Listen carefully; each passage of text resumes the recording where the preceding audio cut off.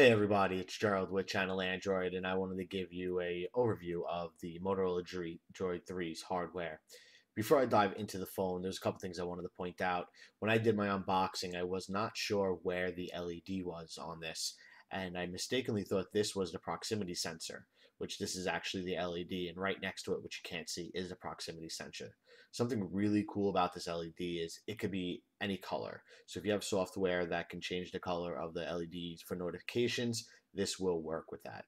Another thing I wanted to point out was on the back was the SD card. As you can see, you do not need to take the battery out to be able to get to this SD card, which is really cool. Once you take it out and you put it back in, the software automatically unmount it and mount it as needed, so you don't have to do anything with it.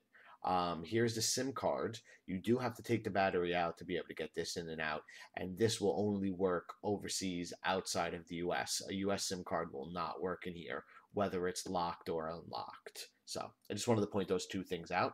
Let's get the battery cover back on.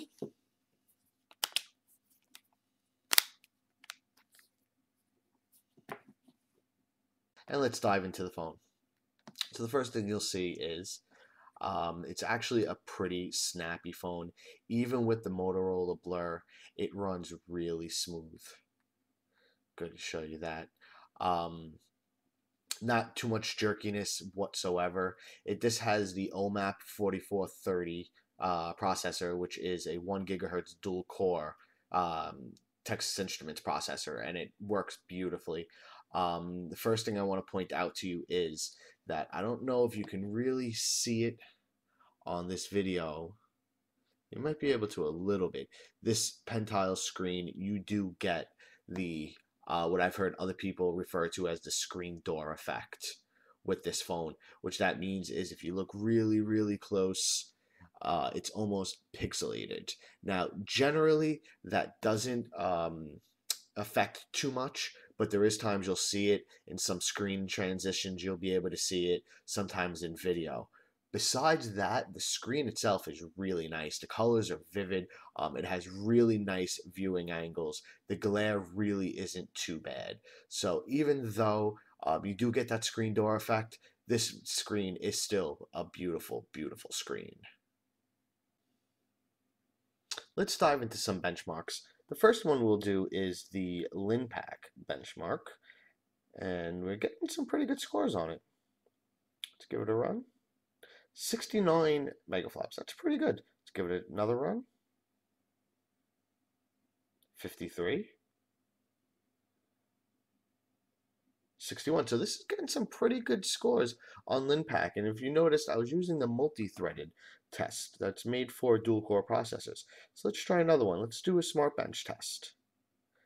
This one is made specifically for dual-core, and this is the newest version, 2011. So let's give it a run.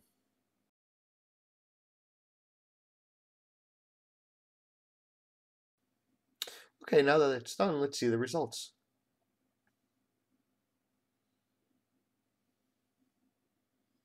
And look at that. So now let's do the quadrant test. I know people don't like quadrant. They don't believe that it's testing it too well, but it's still a good benchmark. So let's give that a run.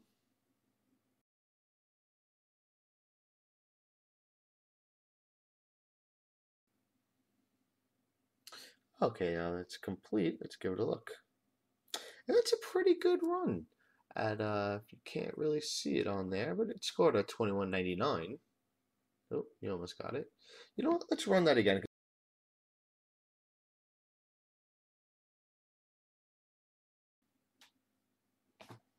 And let's see what the results on this one is. And now 2234. And you still can't see that, but I show you that's what it says. So this runs really, really well. Benchmarks pretty well. Again, this is a OMAP 4430 with 512 megs of RAM. It is a QHD pentile display.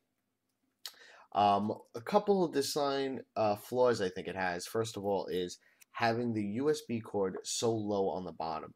You can't really hold it with your left hand. If you remember the Droid, the original Droid, had it up here more, which is a lot more comfortable to hold. Another thing that they did, which is kind of odd, is this speaker hole gets very tinny and very echoey, especially if it's on something. So the sound quality is not that great. But in the end, the hardware on this phone is beautiful. There's not many other phones out there that is as quick as it. It might only have 512 megs of RAM. You do not feel it. You don't feel any lagginess. You don't have a lot of force closes. You don't have a lot of redraws of the launcher, which is very, very nice. You press the launcher and there it is. So that was an overview of the Motorola 3's hardware, and stay tuned for the software.